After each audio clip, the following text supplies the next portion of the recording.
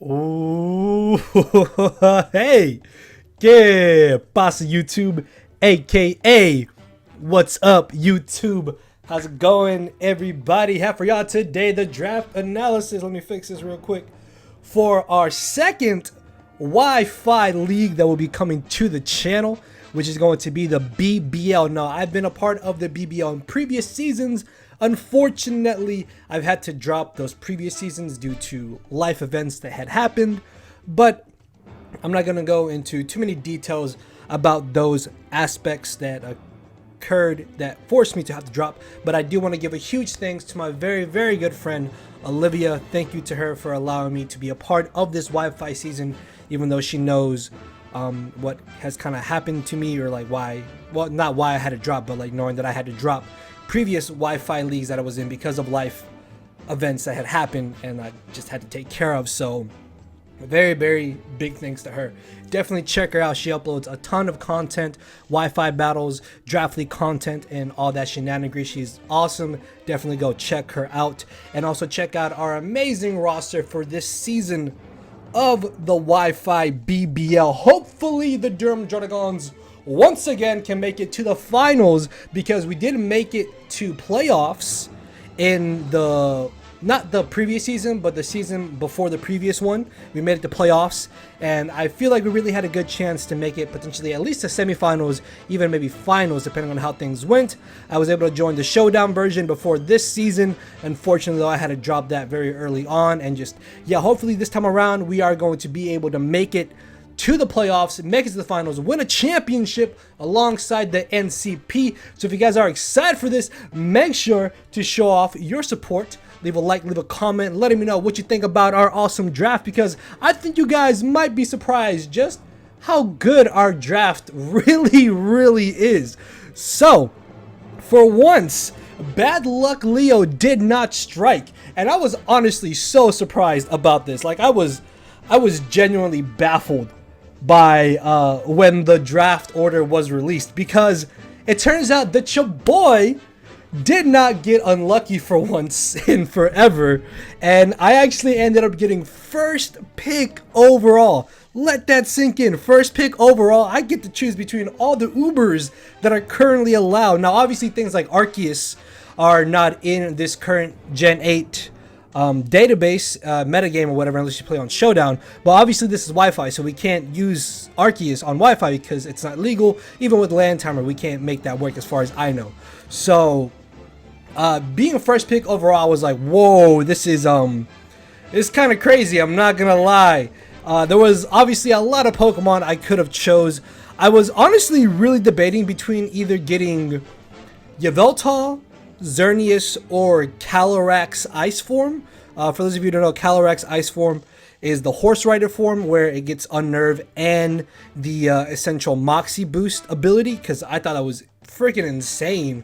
But I was like, well, even if I don't get that, I can probably like prep for that. Like, that should be easy to deal with, right? If not, then I can get something potentially that's absolutely broken when it comes to draft league format in the Ubers metagame, and that's exactly what I did. What I got was this right here, ladies and gentlemen. We got probably the most broken Uber that is currently allowed in draft league format, and that is Yveltal, aka the Fiend, Bray Wyatt. Yes, we're going with a WWE theme nickname here for this BBL run. I was super excited to get Yveltal, and honestly, man, the fact that I had this on my table, this was a sign. This was a sign right here, ladies and gentlemen, right here, baby. Yveltal. Ooh, Yveltal is an absolute monster. Obviously, something else could have been like Xerneas or Calyrex Ice. Also wouldn't have been that bad either. I almost wanted to get Xerneas over Yveltal, honestly, because typically you see Xerneas beating Yveltal 1v1, but we only face one Xerneas throughout potentially the entire season. We're not playing every single coach, but if we do face a Xerneas, hopefully we don't face it in playoffs, so I'm really not too concerned about that. But I 100% was like, ultimately I was like 100%, I'm getting Yveltal. Like, yeah, Ice Horse is cool, but like Yveltal is just disgusting. Dark offense is just ridiculously good in general. It gets a boost by 1.3, which, if I'm not mistaken, is essentially a Life Orb boost on its dark type moves. It has so many good supportive options with Taunt, Roost. It gets access to Tailwind, if I'm not mistaken, if I want to run that. Sucker Punch and Priority, good coverage, Toxic, Oblivion Wing, Dark Pulse, Knockoff, Foul Play, Sucker Punch, as I mentioned. Essentially, Yveltal is just absolutely insane in Ubers, and just insane, especially in the Draft League format, where you can literally just build around what typically threatens it. And what really threatens it is fairy types. So because I was first pick overall, that means I got wheel pick every single time it came back to me. So for our first wheel pick here, I was like, all right, I want something that's going to typically be able to beat fairy types. Something that can just about 9 times out of 10 or 10 times out of 10 mostly beat fairy types. And the Mon that was left around that I really had my eye on was still there, and that is going to be Ric Flair, woo! AKA Jirachi, because you know Ric Flair is a beast rocking around with his suits, and that's kind of what like Rabombi's ribbons on the back, Jirachi's ribbons, sorry, remind me of. So we got Ric Flair here, the Jirachi, base 100 stats across the board. Now, because of the ruling for how drafting went, because Yveltal was 24 points, it meant that I couldn't get another Uber, which is not necessarily the worst thing ever. If I had gone with the 23 or 22 point Uber, then that means I could have got a secondary lower cost Uber. So that means I would have technically had 2 Ubers together. But realistically, like, Yveltal is always going to be one of those Mons that just consistently puts in work no matter what matchup. Like, even though it is only 1 Uber, even versus 2 decent or good Ubers, Yveltal is still that great Uber, which you can still pair with other really good Mons. So my thought process going into this draft was that I want to get fairy killers, and I want to get Pokemon that are really good for the value when it gets to me. And Jirachi was sitting there, and I was like, this basically beats every single fairy type that Yveltal doesn't want to deal with. And yeah, Jirachi is insane, obviously because of Serene Grace with a Body Slam or just Thunder Wave, Iron Head, Zen Headbutts. This thing can just consistently cause flinches. This gives me a very nice Steel type. It gives me a very good Momentum on as well, along with Yveltal because of U-Turn. It gives me a good setup on. It gives me a good Scarfer. It gives me an amazing pivot into whatever I want to deal with, along with Wish and Healing Wish as well, because Yveltal is definitely going to be insane if my opponents think, oh hey, Yveltal is down to like 3%, it's no longer a problem. Then I bring in Jirachi, go for Healing Wish, bring Yveltal back to full HP, and then now they have a full HP Yveltal to deal with. So yeah, was really excited to get Jirachi here. I really feel like Yveltal plus Jirachi is going to be an amazing combination to build around with. Another Mon that I really had my eye on was something that I honestly wasn't considering until it really got back to me, because this is the Mon that is typically faster than like 99% of Ubers. I think the only thing that outspeeds it is like Pheromosa, and that had me thinking, well, if I have a Mon that's faster than most Ubers that threatens them, and I already have Yveltal, which already hits most Ubers super effective, or not super effective, but it hits them really hard, then this could actually be a really good combination. So for my first wheel, on my round 3 pick, I decided to get the Rock, the most electrifying Pokemon, in the form of Zeraora with the base 143 speed. This is literally like the fastest Mon in the format. The only Uber that outspeeds this, as I mentioned, is Pheromosa. If my opponents don't have Excelgor, Ninjask, or Regieleki, then, or Pheromosa, I suppose, then, I mean, we're only facing one of each, right? So if they don't have one of those, then Zeraora will typically be the fastest Mon in the battle, which in itself is still really good, even though I forgot to bring it up. I'm sorry, like, I'm so used to showing the stats, I forgot to bring it up here. But yeah, we have Zeraora here, which for 17 points I thought was really nice. It gets access to Bulk Up, Calm Mind, Play Rough to hit those dragons.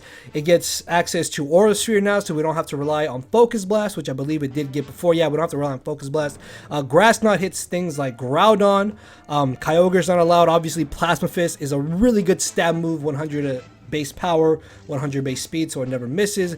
Good priority on like Fake Out and Quick Attack. Volt Switch for momentum, Taunt, Toxic. Like, it's able to have some really good support moves while still being able to do a really good amount of damage. So I really felt like getting this round 3 is amazing because now I have an Uber that can just smack every single Uber and just regular Mons, and now I have a third round pick that can outspeed every Uber to deal damage, revenge kill them, and still do damage to whatever non-Uber or just like lower cost Mon there is. So yeah, the round went on to round 3, round 4 finished, and it came back to me, and I really didn't know what I wanted here. Like, the way that I built this was that I didn't really plan anything, and I was like, okay, whatever's still there is something that I'm going to get that I really want to benefit my team. The one thing I did want, though, the one thing that I had my eye on was potentially Nidoking or Nidoqueen. And I really risked it not getting Nidoking or Nidoqueen round 3 because I was like, okay, one of those two more than likely is going to stay. Like, I'm going to bank on one of them staying potentially. So for round number 4 in our second wheel here, I was like, why is this Pokemon still here? Why is Clefable still here in round number 4? Like, yeah, I get it's an Uber league, but it's still a Clefable. Most Ubers are dragon types. Clefable is a fairy type. Yeah, I mean, you kind of get what I'm going for this. Like, Clefable still being here, in my opinion, was like a no-brainer. Like, I brought it up to my front office, and I was like, should I get Clefable, should I not? And they were like, yeah, you'd be stupid if you didn't get Clefable. Like, yeah, we are going a little bit top-heavy here, but I also had my eye on, like, certain lower point cost Mons that I really felt like we could get, potentially. But again, like, I want to get everything, or most Mons that are of their best value, or that are able to still just fit the team mode that I'm trying to get. And I already had my eye again set on certain lower tier Mons. So Clefable here, aka Charlotte Flare, or just Charlotte because we can't fit Flare. But yeah, Clefable, amazing Pokemon, another Healing Wish Mon, which is great. Gets access to Teleport, which all 3 of our previous Mons absolutely love coming in on a free switch-in, I might add. It gives us another Stealth Rocker. Underwear in itself is an amazing ability because it allows us to stop potential setup threats, and with Heavy Duty Boots, we can kind of play the mind games of like, oh hey, he's unaware, he's not taking entry hazard damage, but then when that Pokemon is boosted, it's not doing that much damage, so then they realize we're unaware. But you get what I'm saying, like, Unaware Boots is really good. Just Magic Guard in general is really good as well. Calm Mind, Causing Power, mainly just Teleport and Healing Wish are also really, really amazing. Baton Pass also is a nice form of momentum if I really want to go down that route. And just Wish in itself is also really, really nice because Jirachi is a Pokemon that you don't really want to always have to wish. So Clefable can kind of take that role. Although if I'm not mistaken, I think Teleport plus Wish is not technically legal, like it's not compatible. Which, I mean, it's not really that big of an issue, honestly. Or is it Wish, Soft Bolt, Teleport? It's one way or the other, but I know you can Wish with Soft Bolt, if I'm not mistaken. Something like that. But, yeah, even though something is not compatible, I'll put some text here just to confirm, just check the screen. But even though one of those is not compatible, it's really not that big of an issue. It still has really good coverage. It's still a fairy type, an amazing fairy type at that can still put in a lot of work. And moving on to our round number 5 pick here. As I said, I really tried to risk one of the Nidos coming back to us, and thankfully one of them did, and that is going to be Booker T, aka Nidoking here, which I'm really excited to have. We do have Nidoking in our NCP draft as well. If you guys haven't seen that, then go check it out. But the nice thing about Nidoking is that this is a fairy killer. Again, something that Yveltal does not like to deal with, and Nidoking can normally deal with just about every single fairy type. Not to mention that it is another really amazing Stealth Rocker, gives us Toxic Spikes, which is really amazing as well. A great breaker and offensive Mon in general. Nice priority with Sucker Punch, Sheer Force. Whatever coverage this thing is running is going to be absolutely disgusting. So yeah, really happy to have gotten Nidoking here. Even if I got Nidoqueen, I think I still would have been happy. One or the other, again, I really banked on getting back to me essentially. So moving on to round number 6. This this might seem like a bit of an odd Pokemon. I'm not gonna lie. This is a Mon that I don't know what it is, man. Like, this is like it has the Silvally effect on me, where it's like Silvally is like one of those Pokemons where it's like it's not amazing, it's not spectacular, but for whatever reason, just I'm drawn to it. I really, really like it. I don't know what it is. And for a round 6 pick for our next wheel start here, we have Tangela, aka Bianca Belair, or just Bianca, because that's all that really fit. The EST, the best 4-point Pokemon, if I'm not mistaken, right? Yeah, the best 4-point Mon, the best grass type for that point bracket or lower. Tangela, again, like, I don't know what it is. Like, I had my mind just set on getting 4-point Tangela. I honestly feel like this is just a steal for 4 points. Now, even though, yes, Tangela doesn't really have the best coverage, it's more of a Pokemon that's typically going to be just supportive and not really aggressive. But the thing about it is that its supportive moves are so good.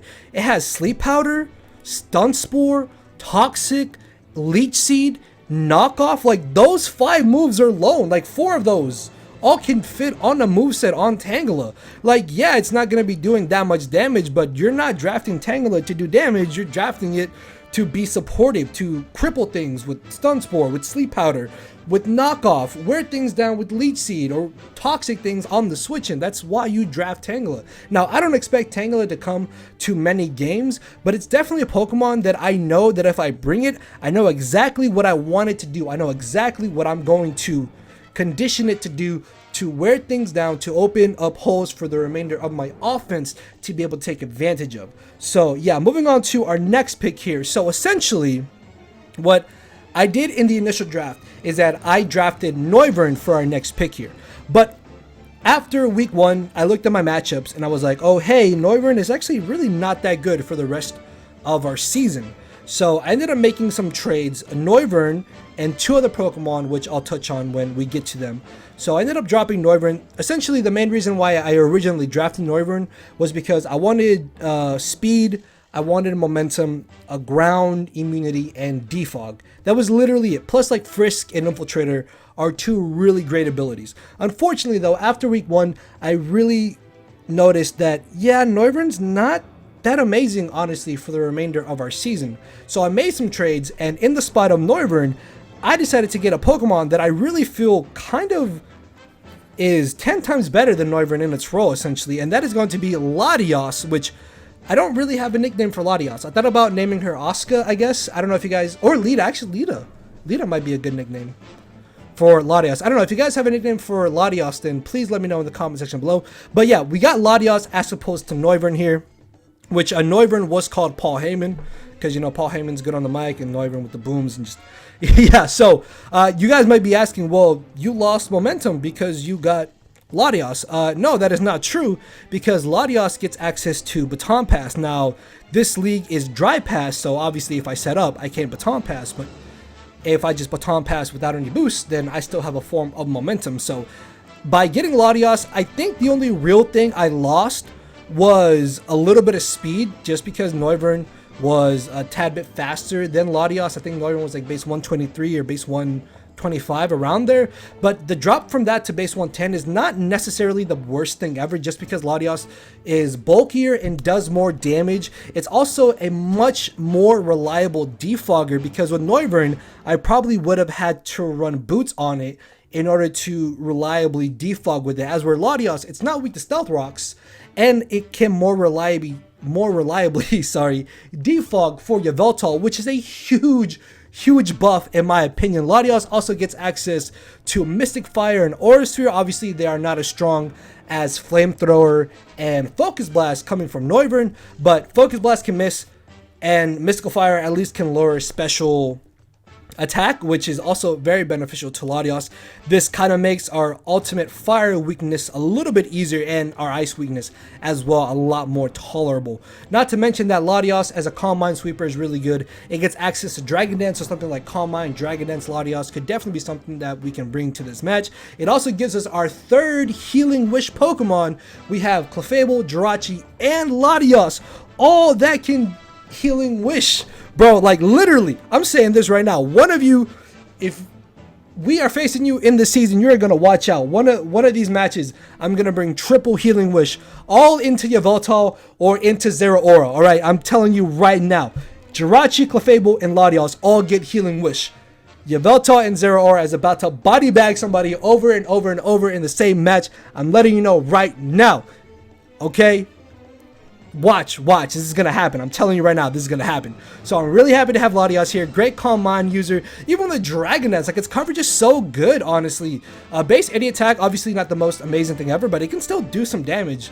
So moving on to our next pick here, I had my eye on my water and my fire type. I realized that I should really get a good fire type, or whatever decent fire type there is, because I want to be able to handle fairy types, mainly for Yveltal and what originally was going to be Noivern, which is now Latios.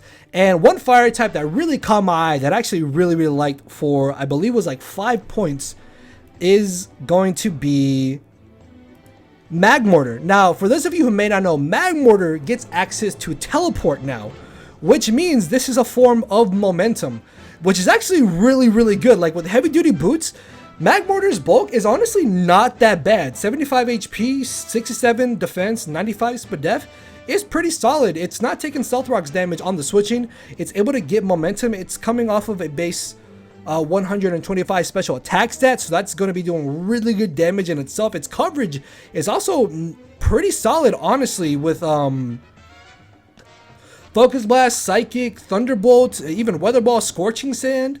What else? I mean, I guess that's it. But yeah, like its coverage is really good. I guess Solar Beam is not that bad if I want to go down that route.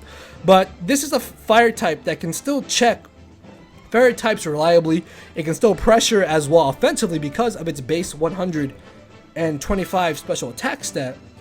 So I was really happy to have been able to get this so late in the draft. I kind of feel like somebody might have got it. If they had got it, I guess the next best thing would have been like Rapidash, which was a point cheaper. Thankfully though, we were able to get Magmortar, which honestly, again, I'm really happy about this. It gives us teleport. It gives us another teleport Pokemon, which honestly my opponents might not even expect me to bring teleport Magmortar. So yeah, I'm hoping that whenever I do bring this to the season, which it can definitely come, it's going to be able to put in a whole lot of work. So our next Pokemon here, which I had mentioned was potentially our water type, is going to be one Mon that I was banking on 100% getting, and that is Blastoise, because originally, obviously, I had Noivern over Latios. So at this point, I was thinking, oh, hey, I need something with really good removal. I need something that can help me remove hazards along Noivern, so Noivern doesn't always have to have defog.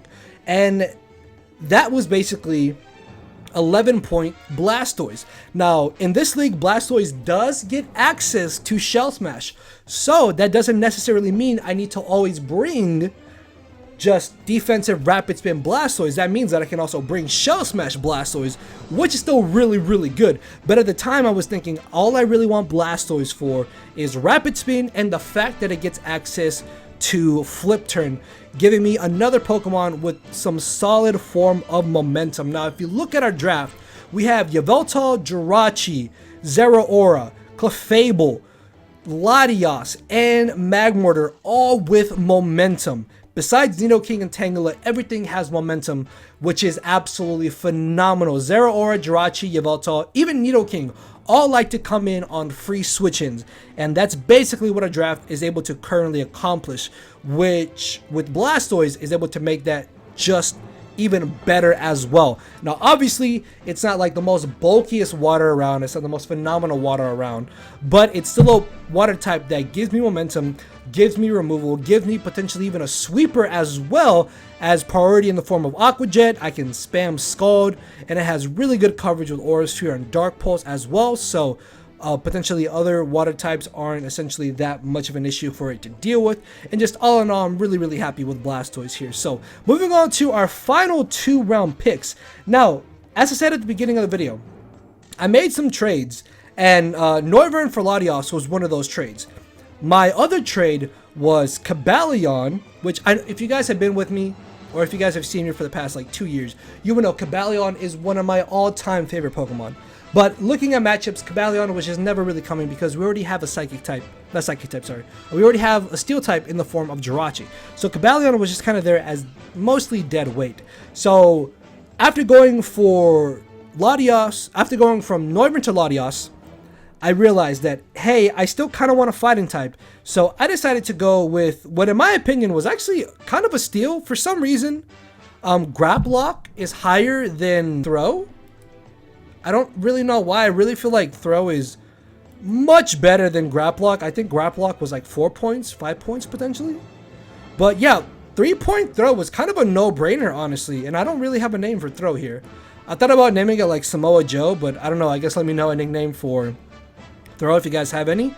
But the nice thing about Throw is that it's actually kind of really bulky. Like base 120 HP, 85 defense, and Spadef is really solid, honestly. I could definitely see myself running this potentially as a Salt Vest or like Rest Sleep Talk because of Guts. I think Sleep does still boost Guts. I'm not sure. But yeah, its coverage is also pretty good. It gets the elemental punches, knockoff, poison jab, rock slide, bulk up in itself is really good. We get circle throw for some type of phasing, which is honestly not that bad. Again, like I was really surprised to see this at 3 points, so I was really happy to get this. And then moving on to our final round, the last mon that I had initially got was Regigigas. I was like, oh yeah, Regigigas is like a bulky normal type. I really wanted some type of normal Pokemon at this point in the draft so I could deal with ghost types. Like, yeah, we have Yveltal, but I want a normal type for things like Gengar. And I was like, oh yeah, Regigigas or something like Spectre where Regigigas can just come in, even like with Assault Vest, it's able to eat hits. But after the trades, I decided to drop Regigigas, and for our final mon here, leaving us with 1 point left over, that is going to be Kangaskhan, which again, I don't have a nickname for Kangaskhan. I don't have a nickname for Throw or Kangaskhan.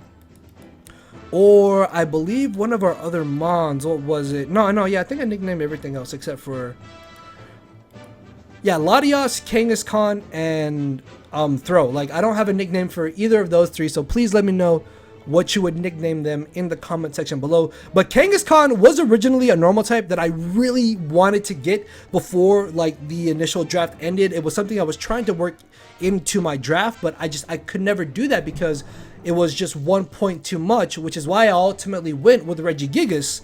And because I was able to find the extra points to get Kangaskhan, I was like, yes, I want Kangaskhan. Now, something else that could have worked over Kangaskhan was potentially Tauros, but the only issue with Tauros as opposed to Kangaskhan is that Kangaskhan is much more bulkier than Tauros. Even though, yeah, Tauros is faster, I feel like the bulk and the priority from Kangaskhan is a much more benefit to our draft than Tauros' speed and damage output. Because at this point, I wanted something that can deal with offensive ghost types. With Scrappy being Kangaskhan's main ability, I can hit those ghost types with our normal stab, and that's just absolutely amazing. Yes, Kangaskhan lost Return and Frustration, but Body Slam is still good. It still fakes out. It still sucker punches. It still does really good damage. If I want to, I can run Rest, Early Bird, I can run Wish on this. Its coverage is amazing as well. Like, there is still so much that Kangaskhan can do, and realistically, I'm definitely going to be bringing Kangaskhan to a couple of games throughout this season, just from initially looking at our current season and the coaches that we are facing. So, yeah, guys, that is our draft. Let me know in the comment section below what are some good nicknames for Latios, Throw, and Kangaskhan. Again, we're going WWE related, or it doesn't have to be WWE related. It can just be wrestling related, New Japan Pro Wrestling, AEW, Impact, Ring of Honor. I don't care. Let me know if you have any suggestions. Let me know what you think about our draft. Leave a like, leave a comment, and with that being said, I will see you all next Monday with our week 1 match against my good buddy Mario B. And hopefully we can get the season started a lot better than we did in the NCP. So with that being said, I will see you all later. So later, everybody. My brain and heart are both tied in the knot, and this hinders me from crying a lot. This causing me to show no emotion. But when I said I cared, I wasn't joking. But I guess it's too late for me to become broken. For now, I'm living with no more pain, tears, or hoping. I'm just coasting. Yeah, I said I'm coasting. No more pain, tears, and hoping.